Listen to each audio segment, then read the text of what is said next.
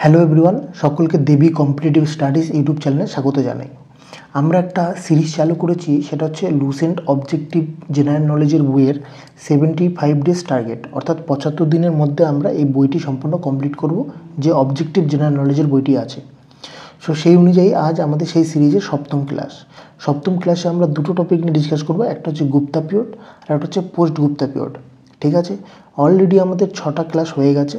6 নম্বর class, last ক্লাসে আমরা কি করেছি, সঙ্গম পিরিয়ড নিয়ে আলোচনা করেছি। ঠিক আছে, সঙ্গম পিরিয়ড নিয়ে আলোচনা করেছি। এই অবজেক্টিভ জেনারেল নলেজের বইতে যতগুলো প্রশ্ন ছিল সবগুলো প্রশ্ন কভার করেছি। যারা এখনও ভিডিওটি দেখোনি তারা ডেসক্রিপশন বক্সে লিঙ্ক দেওয়া আছে ভিডিওর, সেখান থেকে তোমরা সম্পূর্ণ ভিডিওটা দেখে নিতে পারো।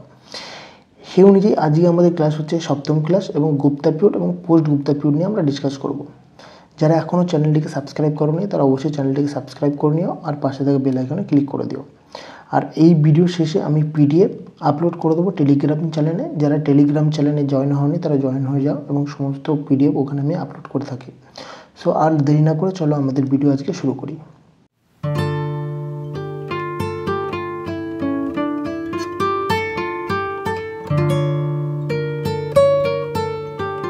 তো গুপ্ত পিরিয়ডের প্রথম প্রশ্ন হচ্ছে, প্রথম পরিচিত গুপ্ত শাসক কে ছিলেন? প্রথম পরিচিত গুপ্ত শাসক কে ছিলেন? আমাদের প্রথম প্রশ্ন। Option A Srigupta, option B প্রথম Chandragupta, option C Ghatotkacha, option D Kumaragupta. তাহলে সঠিক উত্তর কী হবে? সঠিক উত্তর হচ্ছে অপশন এ শ্রীগুপ্ত ছিল প্রথম পরিচিত গুপ্ত শাসক। গুপ্ত শাসকদের মধ্যে অ্যাকচুয়ালি আমরা শ্রীগুপ্তকে গুপ্ত বংশের প্রতিষ্ঠাতা হিসাবে জানি। তো সেই অনুযায়ী প্রথম পরিচিত গুপ্ত শাসক হচ্ছে শ্রীগুপ্ত। নেক্সট প্রশ্ন হচ্ছে, গুপ্ত যুগের রৌপ্য মুদ্রা কী নামে পরিচিত ছিল? গুপ্ত যুগে যে রূপমুদ্রাগুলো ছিল সেই রূপমুদ্রাগুলো একটা নাম দেওয়া হয়েছিল স্পেসিফিক, সেই নামটা কী ছিল? Option A dinar, option B rupiyaka, option C satamana, option D karshapana. তাহলে সঠিক উত্তর কী হবে? সঠিক উত্তর হচ্ছে অপশন বি রুপিয়াকা ছিল গুপ্ত যুগে যে রূপমুদ্রাগুলো প্রচলিত ছিল তার নাম রুপিয়াকা। ওকে, নেক্সট প্রশ্ন, 3 নম্বর প্রশ্ন হচ্ছে, কোন গুপ্ত রাজার রাজত্বকালে চীনা পরিব্রাজক ফাইয়ান ভারতে আসেন? কোন গুপ্ত রাজার রাজত্বকালে চীনা পরিব্রাজক ফাইয়ান ভারতে এসেছিলেন? সে দেখো, চীনা পরিব্রাজক আরেকজন আছে হিউয়েন সাং, তিনিও কিন্তু ভারতে এসেছিলেন। ঠিক আছে, এবার হিউয়েন সাং কার রাজত্বকালে ভারতে এসেছিলেন সেটা আমরা বর্ধনা ডাইনেস্টিতে পড়ব, কিন্তু এখন আমাদের প্রশ্ন হচ্ছে ফাইয়ান কার রাজত্বকালে ভারতে এসেছিলেন?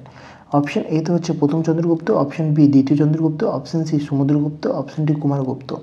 সঠিক উত্তর কী হবে? সঠিক উত্তর হচ্ছে অপশন বি দ্বিতীয় চন্দ্রগুপ্তের সময় কিন্তু চীনা পরিব্রাজক ফাইয়ান ভারতে এসেছিলেন। নেক্সট প্রশ্ন, 4 নম্বর প্রশ্ন হচ্ছে, গুপ্ত রাজবংশের কোন রাজাকে ভারতের নেপোলিয়ন বলা হয়?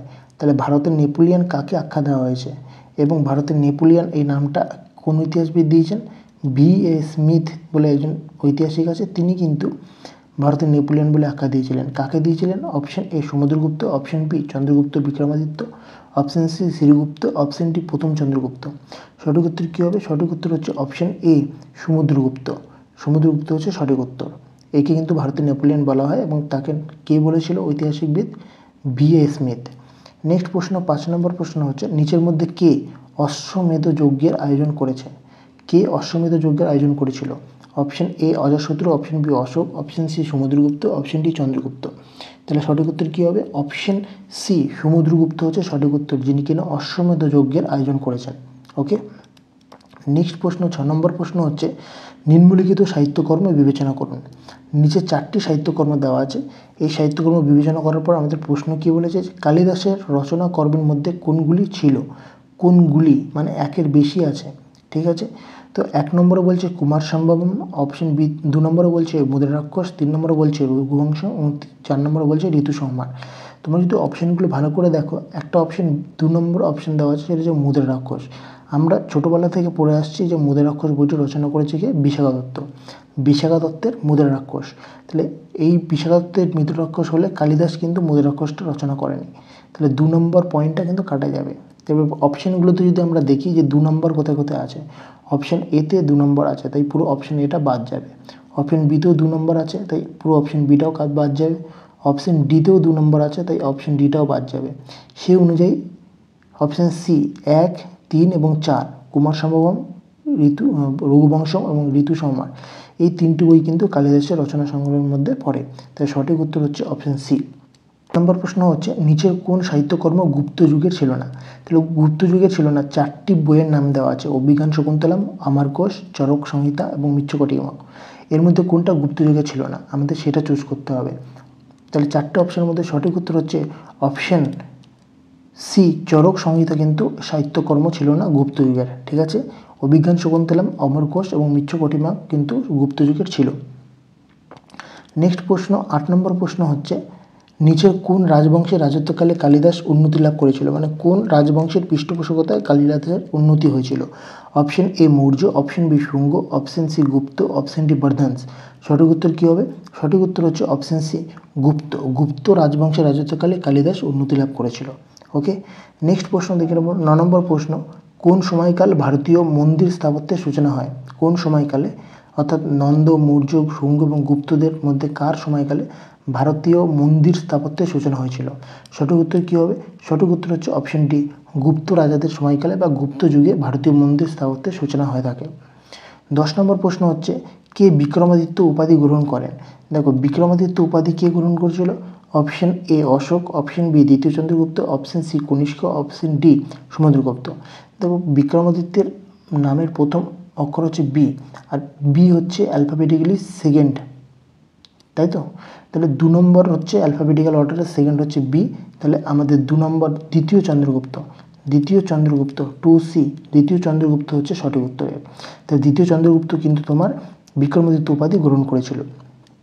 নেক্সট প্রশ্ন 11 নম্বর প্রশ্ন হচ্ছে বিখ্যাত চীনা তীর্থযাত্রী ফাইয়েন ভারতে এসেছিল। কার সময় ভারতে এসে, মানে সেটা আমরা পড়ে ফেলেছি, কোন শতাব্দীতে ভারতে এসেছিলেন। অপশন এ হচ্ছে খ্রিস্টীয় 4র্থ শতাব্দী, অপশন বি হচ্ছে খ্রিস্টীয় 5ম শতাব্দী, অপশন সি হচ্ছে খ্রিস্টীয় 6ষ্ঠ শতাব্দী এবং অপশন ডি হচ্ছে খ্রিস্টীয় 7ম শতাব্দী। সঠিক উত্তর কী হবে? সঠিক উত্তর হচ্ছে অপশন বি, খ্রিস্টীয় 5ম শতাব্দীতে ফাইয়েন ভারতে এসেছিলেন।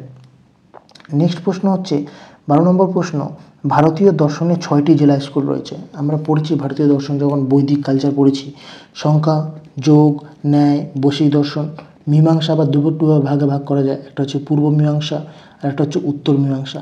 এবং বেদান্ত কোন সময় সম্পূর্ণরূপে আর্টিকুলেট হয়েছিল বা উচ্চারিত হয়েছিল বা বিকাশ লাভ করেছিল।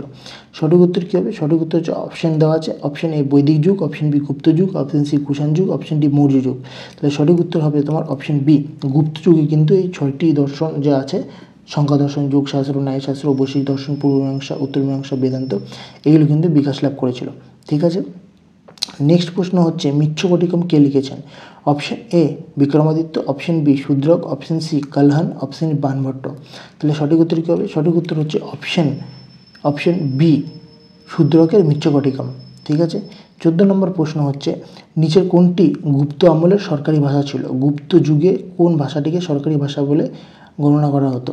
Option A Pali, option B Magadhi, option C Prakrit, option D Sanskrit. সঠিক উত্তর কী হবে? সঠিক উত্তর হচ্ছে অপশন ডি, সংস্কৃত গুপ্ত আমলে সরকারি ভাষা ছিল। নেক্সট প্রশ্ন হচ্ছে 15 নম্বর প্রশ্ন নিম্নলিখিত গুপ্ত রাজাদের মধ্যে কে গয়াতে একটি বৌদ্ধ মন্দির নির্মাণের জন্য শ্রীলঙ্কার শাসক মেঘবর্মাকে অনুমতি দিয়েছিল। দেখো, আমরা যদি ভারতের ম্যাপটা দেখি, এরকম ভারতের ম্যাপ আছে, আর এই নিচে শ্রীলঙ্কা আছে আর মাঝখানে সমুদ্র আছে, তাই তো? তাই শ্রীলঙ্কার যে মেঘবর্মা ছিল, সেই মেঘবর্মা যদি ভারতে আসতে হয় এবং গোয়াতে যদি একটা মন্দির নির্মিত করতে হয়, তাহলে তাকে কী করতে হবে? মাঝখানে যে সমুদ্র আছে, সমুদ্র পার করে আসতে হবে, মানে সমুদ্রতে যে সেনাবাহিনী আছে, সেনাবাহিনীর পারমিশন নিয়ে তাকে ভারতে প্রবেশ করতে হবে, অর্থাৎ সমুদ্রের পারমিশন নিয়ে ভারতে প্রবেশ করতে হবে। তাহলে অপশনে চন্দ্রগুপ্ত প্রথম, সমুদ্রগুপ্ত, দ্বিতীয় চন্দ্রগুপ্ত এবং স্কন্দগুপ্ত দেওয়া আছে। তাহলে আমরা এই ট্রিক্সে মনে রাখতে পারি, মেঘবর্মন যদি গোয়াতে একটা বৌদ্ধ মন্দির নির্মাণ করতে হবে, তাহলে সমুদ্রের পারমিশন নিতে হবে, অর্থাৎ সমুদ্রগুপ্তের পারমিশন নিতে হবে। তাহলে সঠিক উত্তর হচ্ছে সমুদ্রগুপ্ত। 16 নম্বর প্রশ্ন হচ্ছে আর্যভট্ট ও বরাহমিহির কোন যুগের মানুষ ছিলেন। আর্যভট্ট ও বরাহমিহির কোন যুগ থেকে বিলং করতেন। Option A Gupta, option B Chola, option C Maurya, option D Mughal. তাহলে সঠিক উত্তর কী হবে? সঠিক উত্তর হচ্ছে অপশন এ গুপ্ত যুগের, কিন্তু তিনি গুপ্ত যুগ থেকে বিলং করতো আর্যভট্ট ও বরাহমিহির। নেক্সট প্রশ্ন 17 নম্বর প্রশ্ন হচ্ছে শূন্যের ধারণা সহ দশমিক, শূন্যর ধারণা এবং দশমিকের ধারণা, দশমিক সংখ্যা পদ্ধতি নিম্নলিখিত কোন রাজবংশের সময় ভারতে উদ্ভাবিত হয়। এই যে শূন্যের ধারণা আর দশমিক সংখ্যার ধারণা, দশমিক সংখ্যা মানে 2.5, তাই তো? এই এরকম দশমিক সংখ্যার পদ্ধতি নির্মিত কোন রাজবংশের সময় ভারত উদ্ভাবিত হয়েছিল? Option A Shaka, option B Gupta, option C Pala, option D Chola. সঠিক উত্তর কী হবে? সঠিক উত্তর হচ্ছে অপশন বি গুপ্ত আমলে কিন্তু বা গুপ্ত রাজবংশের সময় ভারত উদ্ভাবিত হয়েছিল। এই 0+দশমিক সংখ্যা ধারণা। 18 নম্বর প্রশ্ন হচ্ছে কুমার সম্ভবম একটি মহাকাব্য রচিত হয়েছিল কার দ্বারা, কে রচনা করেছিল? তাহলে কুমার সম্ভবম রচনা করেছিল, আমরা একটু আগেই দেখেছিলাম যে যে কিছু সাহিত্যকর্ম দেওয়া ছিল, একটা প্রশ্ন দেখেছিলাম কিছু সাহিত্যকর্ম দেওয়া আছে এবং সেটা প্রশ্নটা চেয়েছিল যে কালিদাসের সাহিত্যকর্মের মধ্যে কোনগুলো পড়ে। তো তার মধ্যে কুমার সম্ভবম ছিল। তো কুমার সম্ভবম কে রচনা করেছিল? কালিদাস রচনা করেছিল। ঠিক আছে, তাহলে কুমার সম্ভবম একটি মহাকাব্য রচিত হয়েছিল কালিদাসের দ্বারা। তাহলে সঠিক উত্তর হচ্ছে অপশন ডি কালিদাস। নেক্সট প্রশ্ন আমরা দেখে নেব যে দিল্লির কুয়াতুল ইসলাম একটা মসজিদ আছে, দিল্লিতে একটা মসজিদ আছে, সেটা হচ্ছে কুয়াতুল ইসলাম। সেই মসজিদের আঙিনায়, আঙিনা মানে উঠোনে, একটি বিখ্যাত লোহার স্তম্ভ আছে। সেই লোহার স্তম্ভটি কার স্মরণে দাঁড়িয়ে আছে, মানে কার স্মরণে এই লোহার স্তম্ভটি বানানো হয়েছিল? Option A Ashoka, option B Chandra, option C Harsha, option D Anangpal. তাহলে দিল্লির কুয়াতুল ইসলাম মসজিদের আঙিনায়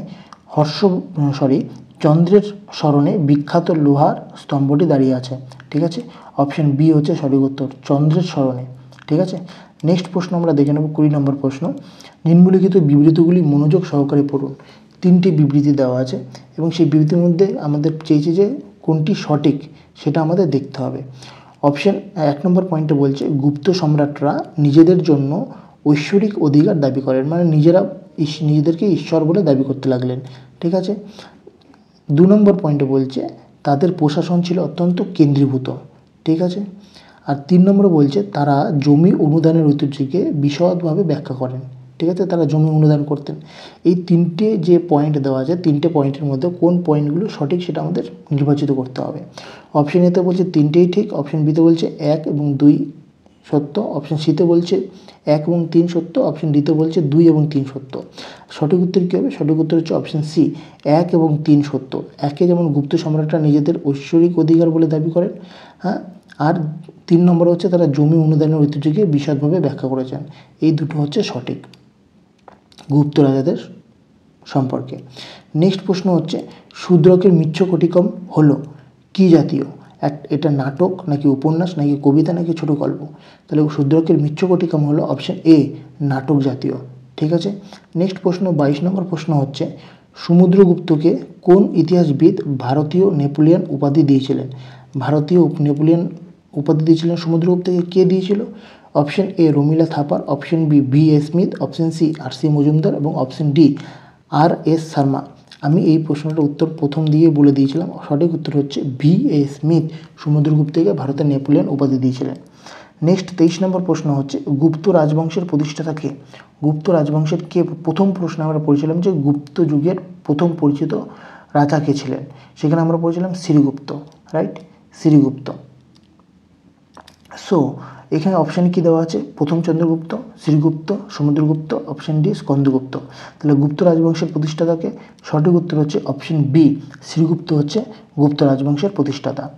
নেক্সট প্রশ্ন 24 নম্বর প্রশ্ন হচ্ছে সমুদ্রগুপ্তের রাজসভার কবি কে ছিলেন? সমুদ্রগুপ্তের রাজসভার কবি কে ছিলেন? সঠিক উত্তর কী হবে? অপশন এতে বলছে অশ্বঘোষ, অপশন বিতে বলছে নাগার্জুন, অপশন সিতে বলছে আর্যভট্ট, অপশন ডিতে বলছে হরিসেন। তাহলে সমুদ্রগুপ্তের কবি ছিলেন অপশন ডি হরিসেন হচ্ছে সঠিক উত্তর। হরিসেন হচ্ছে সঠিক উত্তর, যে কিনা সমুদ্রগুপ্তের সব কবি ছিলেন রাজসভার। নেক্সট প্রশ্ন 25 নম্বর প্রশ্ন হচ্ছে প্রয়াগ প্রশস্তি অথবা এলাহাবাদ স্তম্ভের শিলালিপি নিচের কোনটির সাথে যুক্ত বা কার সাথে যুক্ত? অপশন এতে বলছে মহাপদ্মনন্দের সঙ্গে যুক্ত, মহাপদ্মনন্দ, অপশন বিতে বলছে চন্দ্রগুপ্ত মৌর্যের সাথে যুক্ত, অপশন সিতে বলছে অশোকের সঙ্গে যুক্ত, অপশন ডিতে বলছে সমুদ্রগুপ্তের সঙ্গে যুক্ত। প্রয়াগ প্রশস্তি বা এলাহাবাদ স্তম্ভের শিলালিপি নিচে কার সঙ্গে যুক্ত? সঠিক উত্তর হচ্ছে অপশন ডি সমুদ্রগুপ্তের সঙ্গে যুক্ত।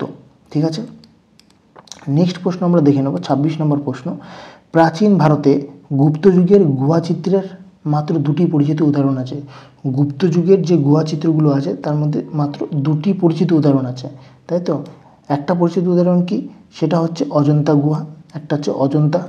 ঠিক আছে, তাহলে গুপ্ত চিত্রকলার অন্যটির উদাহরণ কোথায় রয়েছে? অপশন এ বাগগুহা, অপশন বি ইলোরা গুহাতে, অপশন সি লোমেস ঋষি গুহাতে আছে, অপশন ডি নাসিক গুহাতে আছে। তাহলে সঠিক উত্তর কী হবে? সঠিক উত্তর হচ্ছে অপশন এ বাঘ গুহাতে আছে। তাহলে একটা হচ্ছে তোমার অজন্তা গুহাতে আছে, অজন্তা গুহার চিত্রকর্ম, আর একটা হচ্ছে বাঘ গুহার চিত্রকর্ম। এই দুটো কিন্তু খুব গুপ্ত যুগের পরিচিত উদাহরণ। আমাদের গুপ্ত পিরিয়ড সম্পর্ক হয়ে গেল। লুসেন্টের অবজেক্টিভ জেনারেল নলেজ বইতে গুপ্ত যুগ সম্পর্কে যতগুলো অবজেক্টিভ প্রশ্ন দেওয়া ছিল সবগুলো আমরা কভার করে ফেলেছি। এরপরে আমরা পোস্ট গুপ্তা পিরিয়ড, যেটা কিনা বর্ধনা ডাইনেস্টি নামে পরিচিত, সেই ডাইনেস্টি সম্পর্কে আমরা পড়ব। 550 খ্রিস্টাব্দ থেকে 647 খ্রিস্টপূর্বাব্দ পর্যন্ত বিস্তৃত ছিল এই বংশটা, বর্ধনা ডাইনেস্টি। তো সেই অনুযায়ী আমাদের প্রথম প্রশ্ন হচ্ছে বর্ধনা ডাইনেস্টির, হর্ষবর্ধন কার কাছে পরাজিত হন? হর্ষবর্ধন কার কাছে পরাজিত হয়েছিলেন? Option A Prabhakar Vardhan, option B Pulakeshi two, option C Narasimha Varman এবং অপশন ডি হচ্ছে শশাঙ্ক। দেখো, হর্ষবর্ধনের সঙ্গে আর একজনের যুদ্ধ হয়েছিল, তাতে যে ব্যক্তিটা ছিলেন তিনি পরাজিত হয়েছিলেন, আর হর্ষবর্ধন পরাজিত হয়েছিলেন, আর ইনি জয়লাভ করেছিলেন। তাহলে এই ব্যক্তিটাকে আমাদের সেটা জানতে চেয়েছে। তাহলে এই ব্যক্তিটা কী হবে?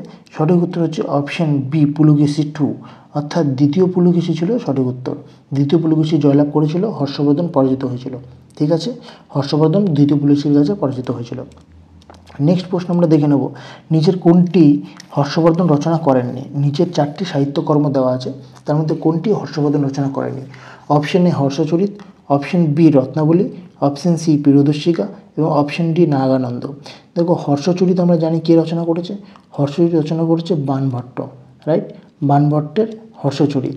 তাহলে আর রত্নাবলী, প্রিয়দর্শিকা এবং নাগানন্দ, এই তিনটেই কিন্তু হর্ষবর্ধন রচনা করেছে।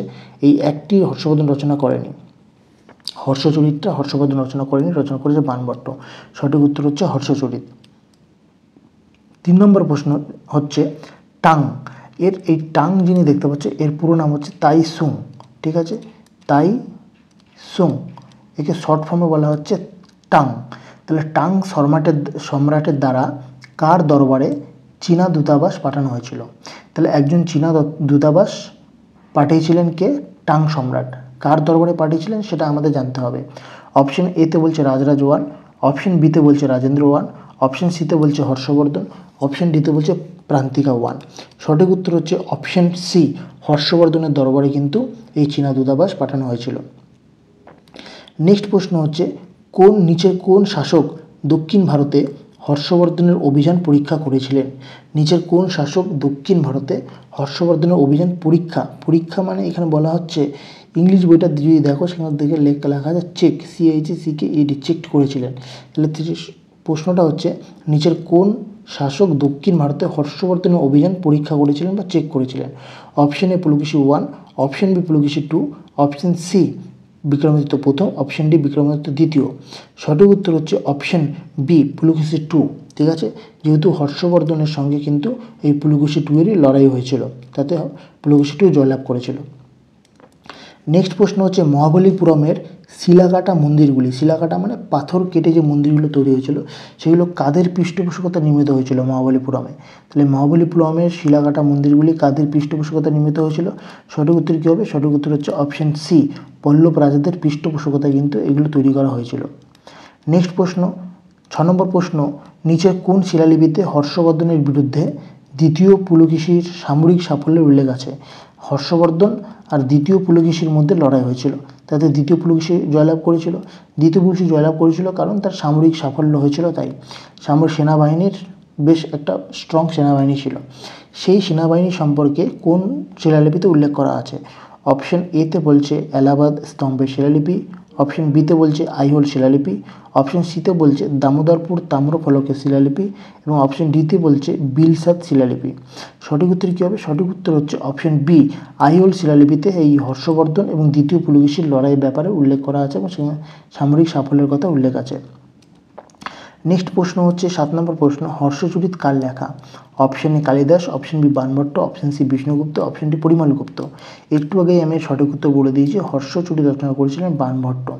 ওকে, 8 নম্বর প্রশ্ন হচ্ছে রাজা হর্ষবর্ধন কর্তৃক দুটি মহান ধর্মীয় সম্মেলন অনুষ্ঠিত হয়। তাহলে দুটি মহান ধর্মীয় সম্মেলন অনুষ্ঠান করেছিল কে? রাজা হর্ষবর্ধন দুটি মহান ধর্মীয় সম্মেলন অনুষ্ঠান করেছিল। সেটা কোথায় কোথায় করেছিল। অপশন এতে বলছে কনৌজ ও প্রয়াগ, অপশন বিতে বলছে প্রয়াগ ও থানেশ্বর, অপশন সিতে বলছে থানেশ্বর ও বল্লভী, আর অপশন ডিতে বলছে বল্লভী ও প্রয়াগ। তাহলে এর সঠিক উত্তর কী হবে? সঠিক উত্তর হচ্ছে অপশন এ কনৌজ ও প্রয়াগে। তাহলে একটা হচ্ছে কনৌজ আর একটা হচ্ছে প্রয়াগ, কেপি। তাহলে কেপিতে তিনি কিন্তু কনৌজ ও প্রয়াগে দুটো ধর্মীয় সম্মেলন অনুষ্ঠিত করেছিল। এবারে হর্ষবর্ধন দুটো ধর্মীয় সম্মেলন কেন অনুষ্ঠিত করেছিল? অ্যাকচুয়ালি হর্ষবর্ধন বৌদ্ধ ধর্মে যে মহাযান রূপ আছে, মহাযান শাখাটা আছে, তার তিনি জনপ্রিয়তা তৈরি করার জন্য কিন্তু এই দুটো ধর্মীয় সম্মেলন করেছিলেন। কনৌজে করেছিলেন আর প্রয়াগে করেছিলেন। কিসের? বৌদ্ধ ধর্মের যে মহাযান রূপটি আছে বা মহাযান শাখাটা আছে, সেই শাখার পপুলারিটির জন্য বা জনপ্রিয়তার জন্য।